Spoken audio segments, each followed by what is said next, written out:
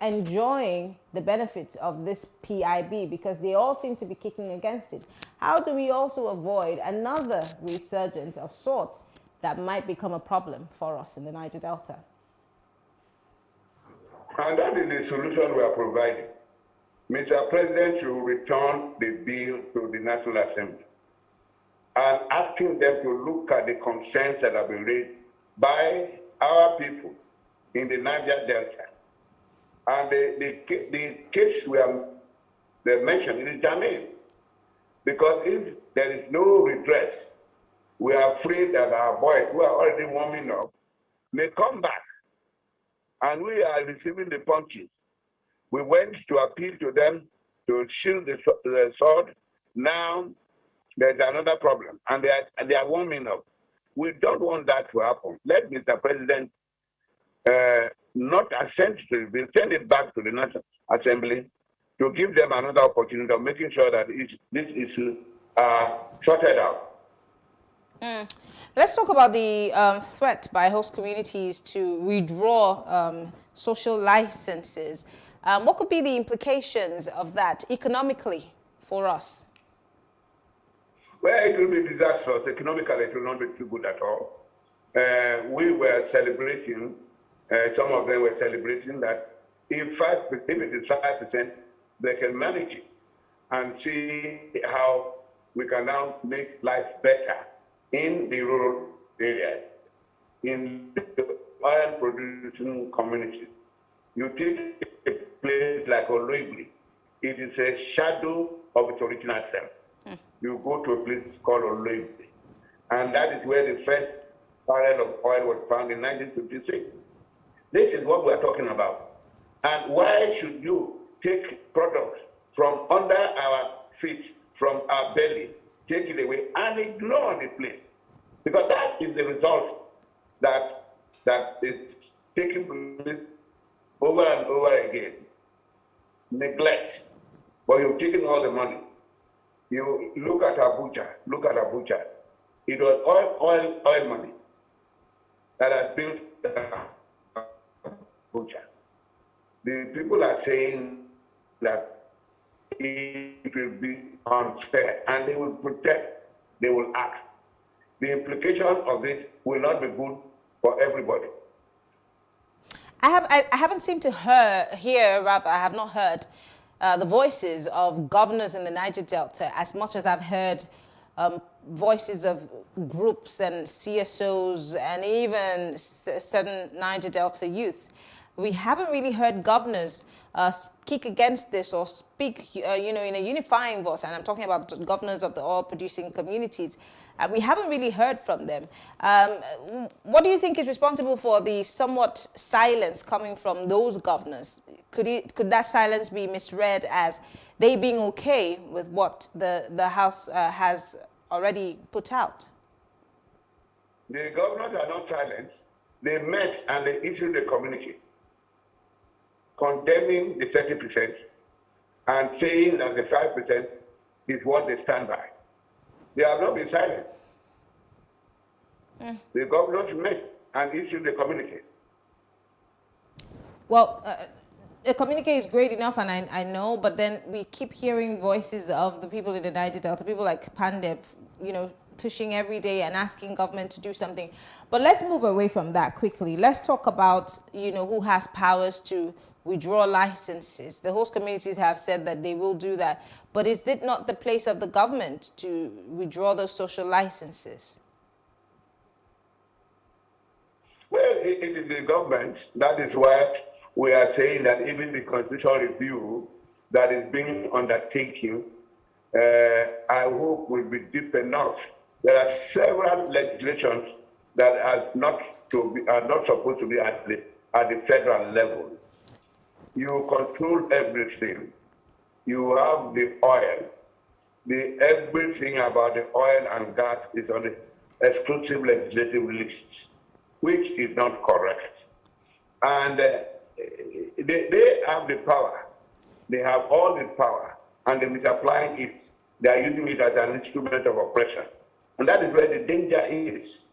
They say absolute power corrupts, Absolutely. So do we? So what is the fate of the people in the Niger Delta? Do we wait for a constitutional amendment, which may not happen anytime soon, or do we take a PIB that is not necessarily something that sits well with us?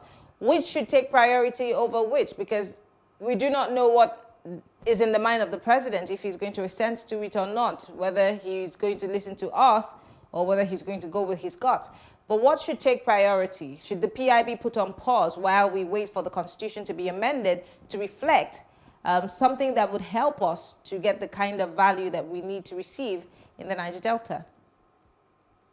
The priority should be the PIB bill. If it's properly done, we can be going on with that while we wait for the constitutional amendment. Okay. That is why we are that the president to return it. If he changes it back, there will now be room for further negotiation. Okay. Well, I want to say thank you to you. Thompson Okorotie is a National Deputy Chairman of PANDEF, and he joined us live from Bielsa. Thank you so much for speaking with us. We appreciate it. Thank you very much, and God bless you. All right. Well, thank you for... Keep on the fight. Join us. All right. Thank you for staying with us. We'll take a short break now, and when we return, we speak about the People's Democratic Party and the fight for the soul of the party. Stay with us.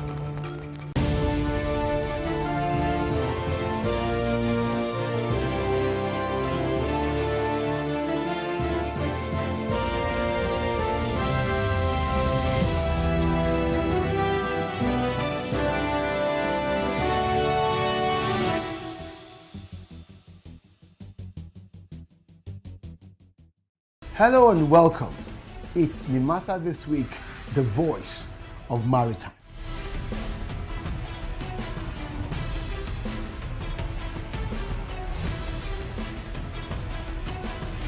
Nimasa This Week is brought to you by the Nigerian Maritime Administration and Safety Agency. Statutorily mandated to ensure that there's regulation and promotion of matters affecting our waters.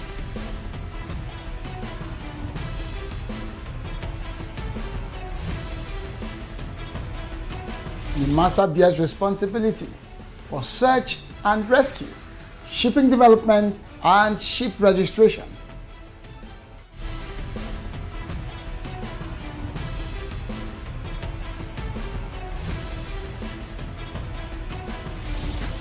NIMASA This Week, the voice of maritime, showing on this channel.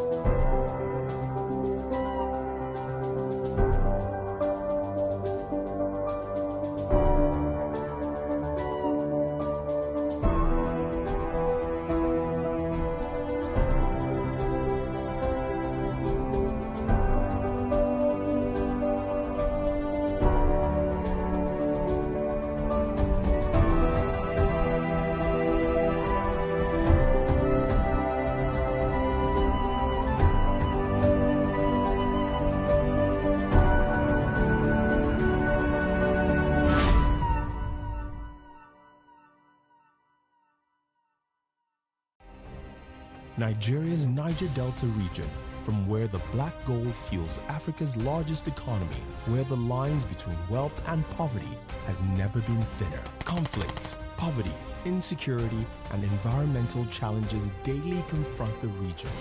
How can the Niger Delta story be changed for the better? Join Mamude Akuga at 9 p.m. every Friday evening on PlusTvAfrica as he probes deep in search of solutions. Inside the Niger Delta with Mamude Akuga, the authentic voice of Nigeria's oil-rich region.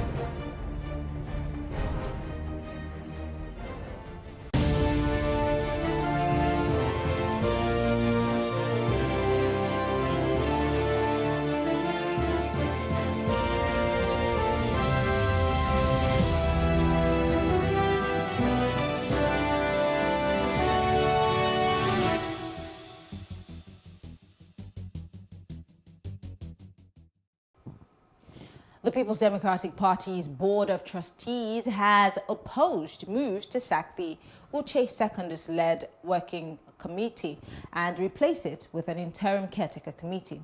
It was gathered that at a meeting which started at 11 a.m. and presided over by the board chairman, Senator Walid Jibrin, the members insisted that the national chairman, Uche Secondus, should be allowed to complete his tenure, which would soon end. It was also learned that the party leaders faulted what they termed as uncomplimentary remarks by its members.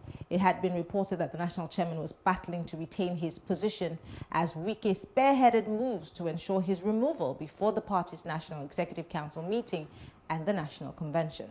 Well, joining us to discuss this is political analyst Biodo Showomi and Babashola Adegui. Thank you very much, gentlemen, for joining us. Thank you very much for inviting us.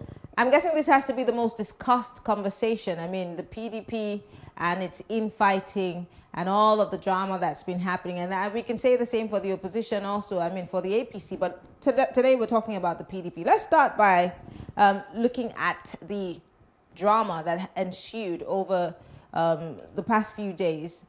And the people who moved from the party, the members of the BOT who moved to the APC. In fact, they first resigned and then moved to the APC. One person has moved to the APC.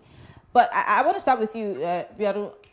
What do you make of this drama? A lot of people have posited that this is, body movements as everybody's making preparations for 2023, but I'm sure that you think it's different. Well, there are different factors responsible for people moving at different points in time. First, you have those who felt they've lost out of the political economy that they always lived on. Out of government for over 2 years, they decided to move to the ruling party to still hand some income. And you have the second category of people. These are people who have problems or who think they are politically exposed, to the EFCC.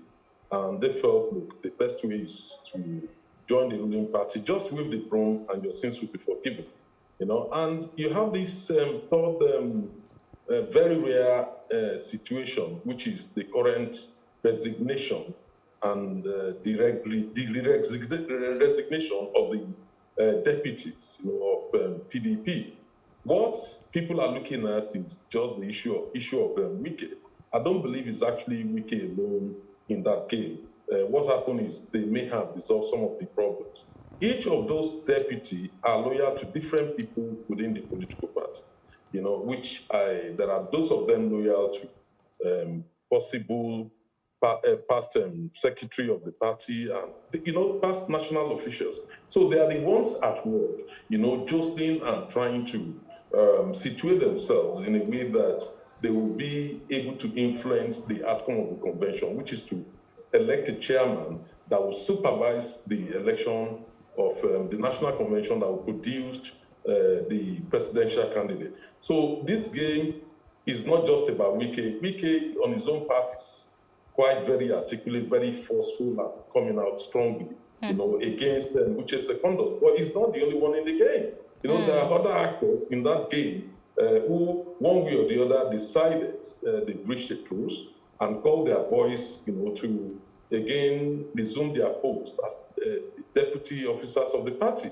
So these are the unforeseen, on the unseen hand plus the seen hand. Wike is the seen hand, and that is what is going on. Unfortunately, they are not likely going to have their way because Uche Secondus has barely 4 months to go from office. It's the wrong time to move him, but politically speaking, it's the right time because the whole idea is to set up a convention committee, that will see to the election of a new chairman.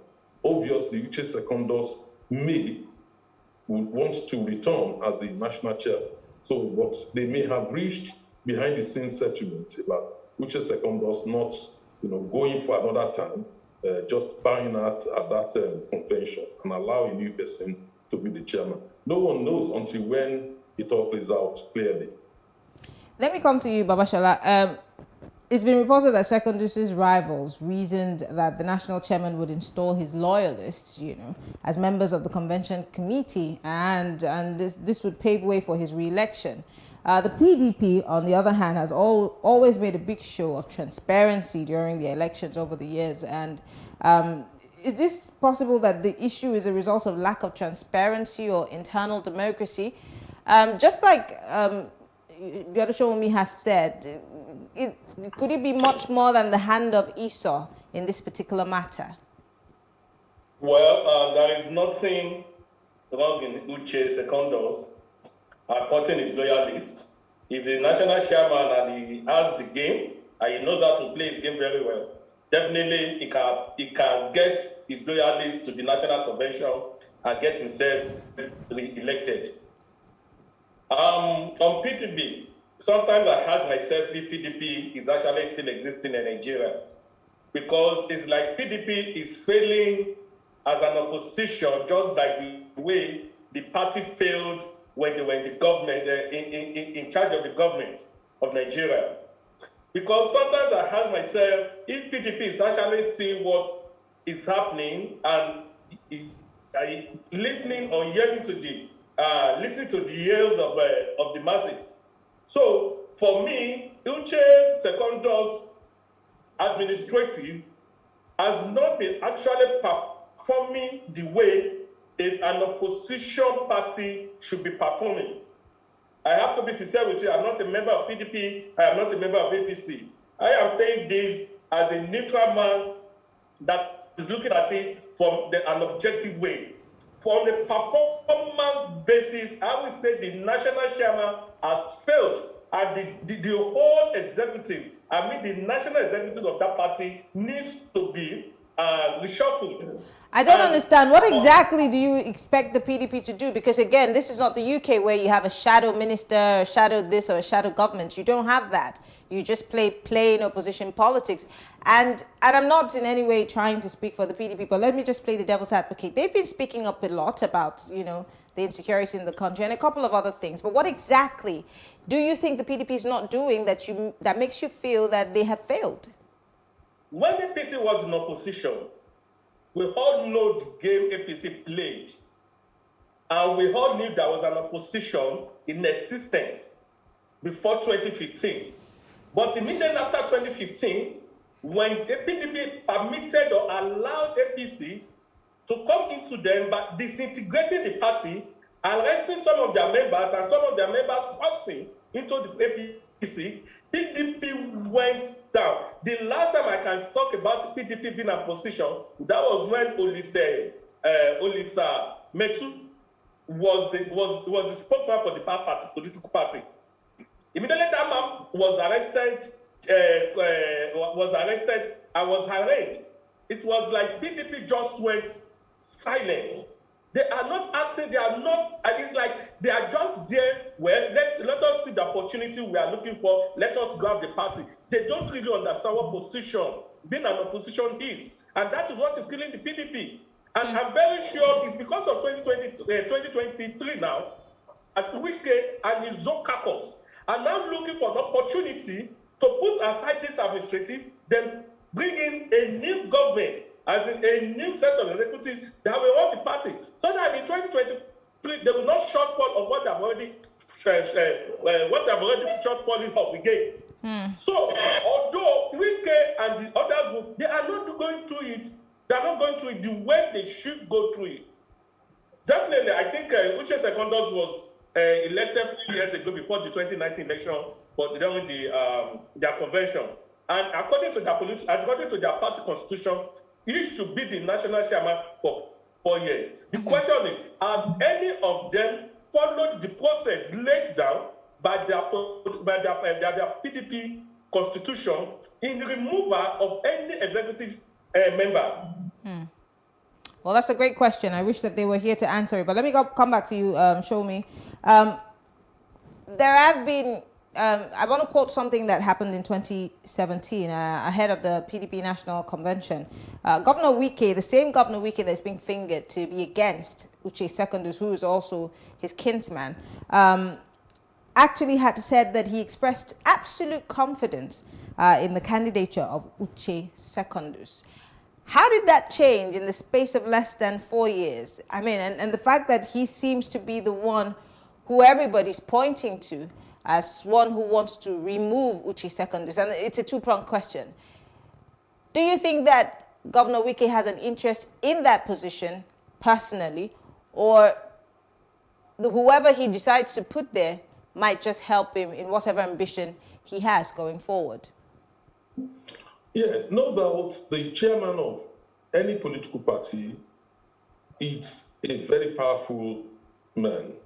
The chairman can influence a lot of things. He has a major role to play, not only in appointing those who will conduct elections and influence the process. It is also so important that it could make or mar the ambition of any politician if he chooses, not to be neutral in the game. Wike has been rumored for some time now to have a vice presidential ambition. Obviously, we've heard of different tickets. Wike, Tambuwal, at a point we heard about Wike, Atiku. We've once heard about, different insinuations about Wike's ambition. But the ambition has always been, as rumored, only at the level of vice presidential candidate. But he's probably one of the most powerful people in PDP today. If you take away Atiku and Bukola Saraki, probably Wike is next.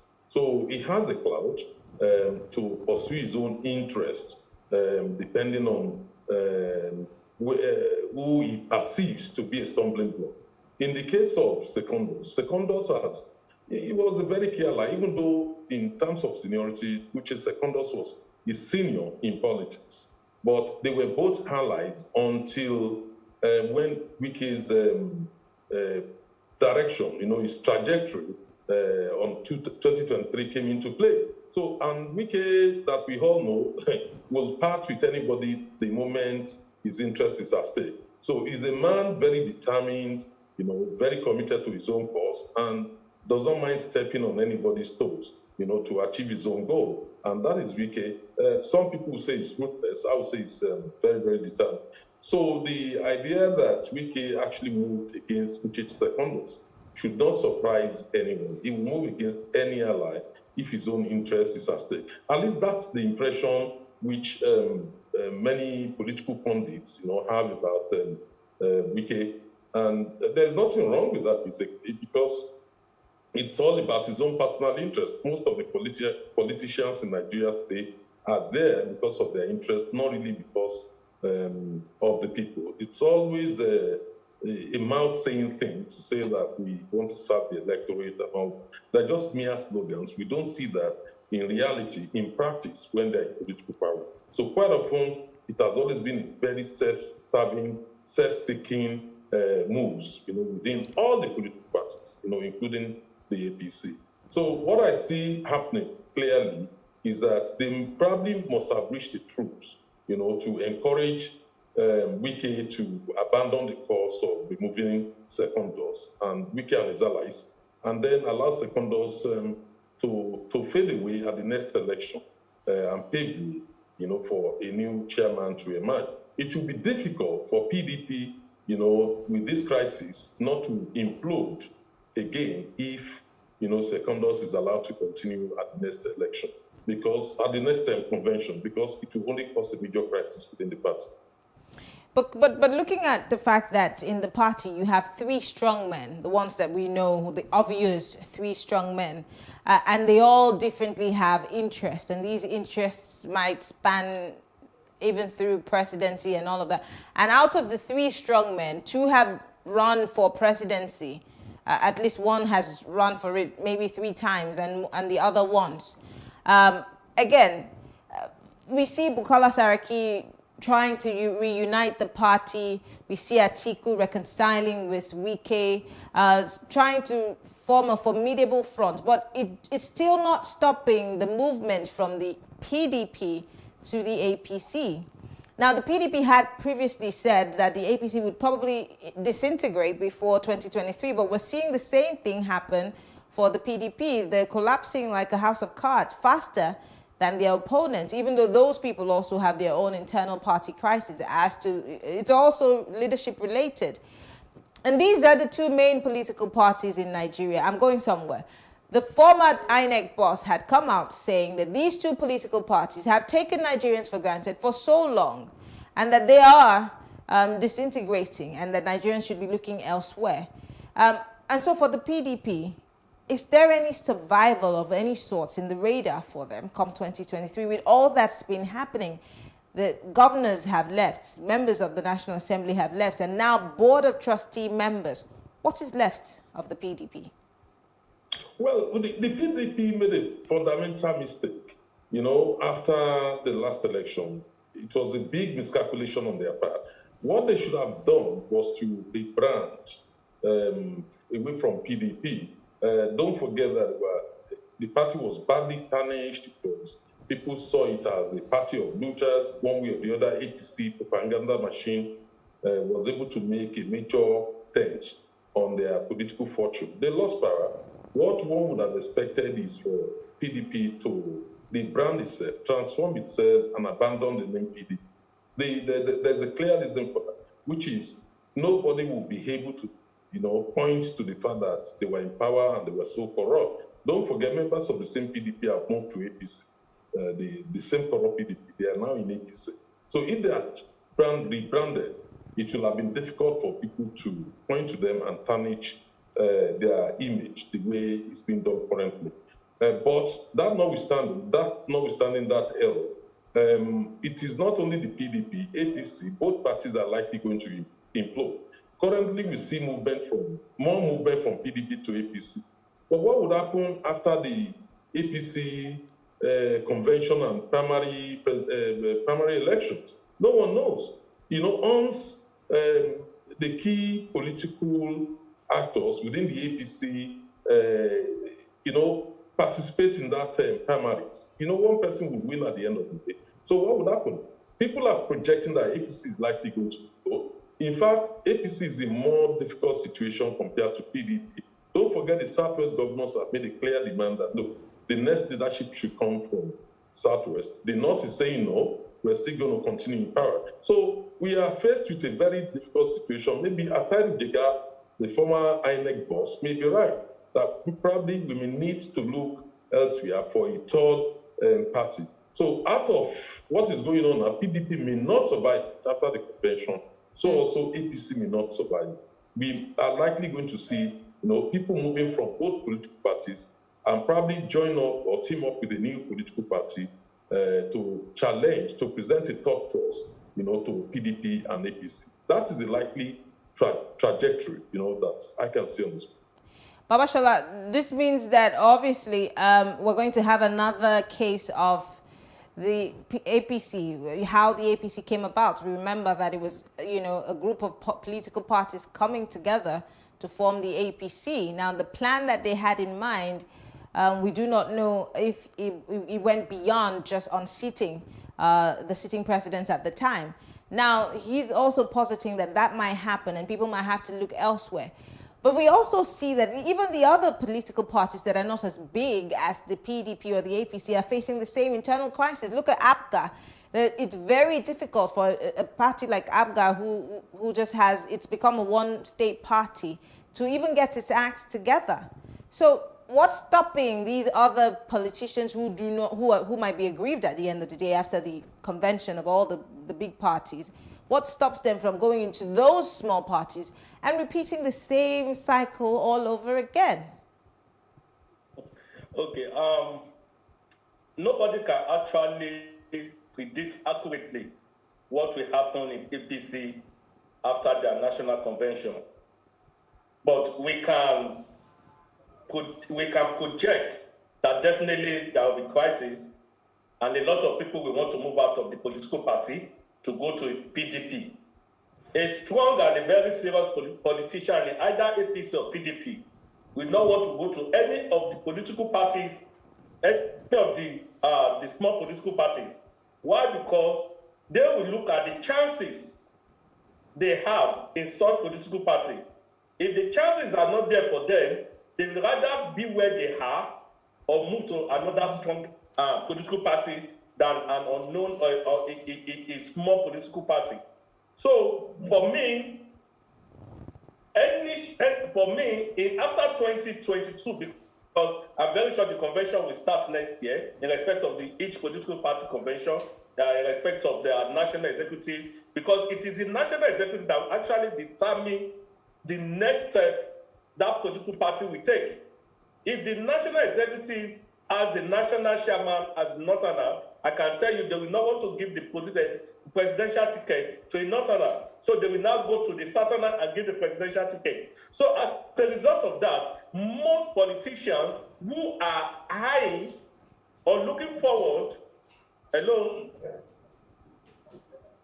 Hello? Go ahead, we can hear you. Okay, most politicians who are high or looking forward to a particular position, either in the national executive or in the political party or for election purpose, they will now look for how to create crisis in APC in order to either dent the image of APC by moving political party to PDP. Now, it's now left for PDP to determine if they are strong enough to absorb them. What do I mean by being strong enough? Will PDP be able to compromise its own structure for the purpose of those that will be coming in? For anyone who is going to Abga, we only know Abga in Anambra State. I don't think Abga is in another state apart from Anambra State. Anambra, will yes. anyone go to Abga? Will anyone go to YPP? Now, anyone that will go to either of them will be ready to spend more in those political parties for such person to be relevant. So let's wait for 2022 for us to see the national convention and determine what will happen next. Okay. Well, what happens in 2023 remains to be seen. Biodo Shomi and Babashola Adegbuyi, our political analyst. Thank you very much, gentlemen, for speaking with us. We appreciate it. Thank you. All right. Well, thank you all for staying with us. We'll take a short break now to go over the big stories of Plus Politics for the week. And when we return, I will give you my take.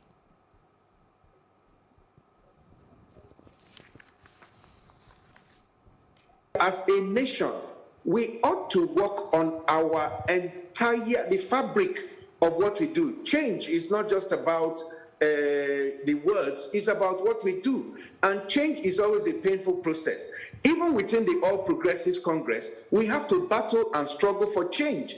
We cannot just say that because we're a party committed to change, therefore everything will change automatically. No. But why process. promise something that you do not have? You obviously cannot give what you do not have. You're battling for change, but then you promise to give change. So why promise what you do not have? Again, when you keep talking, I mean, I totally agree with the fact that, yes, we as a society need to work to change, you know, the course of things. But whatever happened to leading by examples?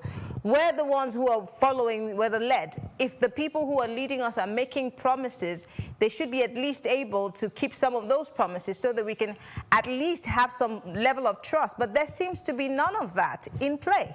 No, you're not being factual, and you're also not being fair. First of all, the All Progressives Congress has done a lot as a government to try to bring change to the political process in this country. There is no denying that.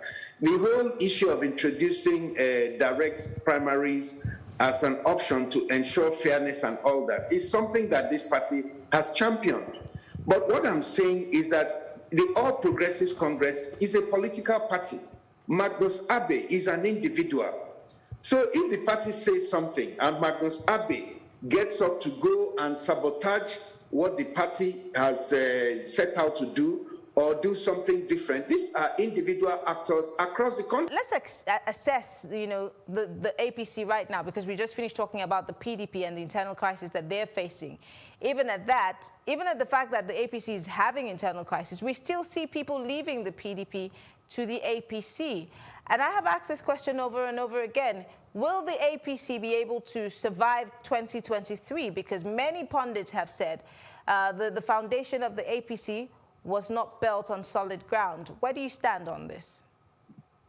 Okay, so I think that what is happening now, the kernel of this issue is in this recent judgment, this recent Supreme Court judgment, this recent Supreme Court judgment that tilted just very narrowly on technicality to the hands of the current Ondo State governor. And all of a sudden, the foundation doesn't look so solid.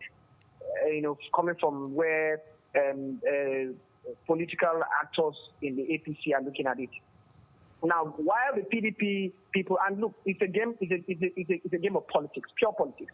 Previously, before that particular court judgment, you had seen that some of the PDP, you had a PDP governor who had decamped, and some PDP governor who had decamped, and some PDP members who had also decamped. But what has happened with this judgment now is that all of a sudden, with the faint 4-3, right, narrow split in between that judgment in favor, and the issue that brings to bear the legality of the current caretaker committee as against having a democratic structure in place to have the power to appoint to nominate governorships or across board.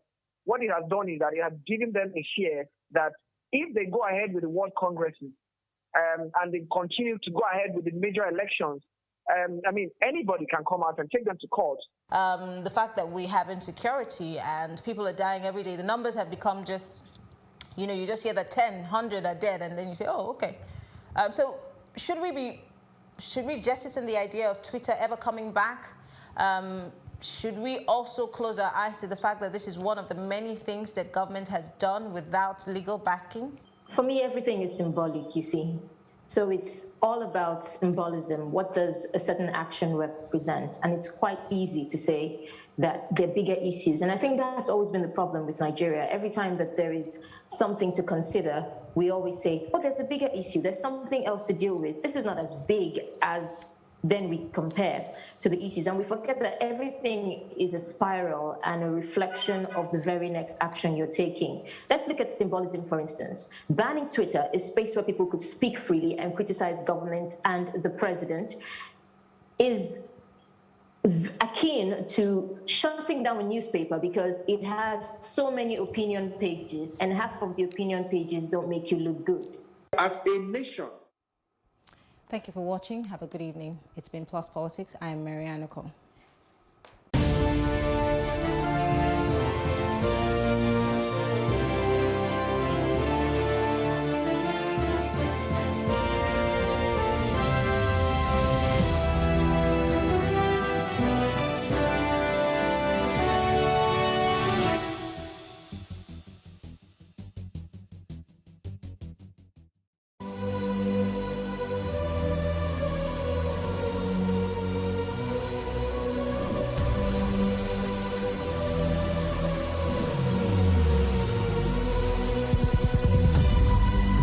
What we do not understand, we will stigmatize.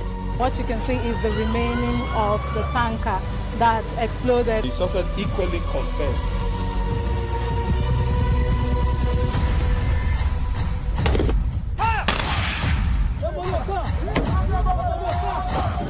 Now 500 naira they collect them. If you don't talk, then go beat you. Now 2,500 they pay.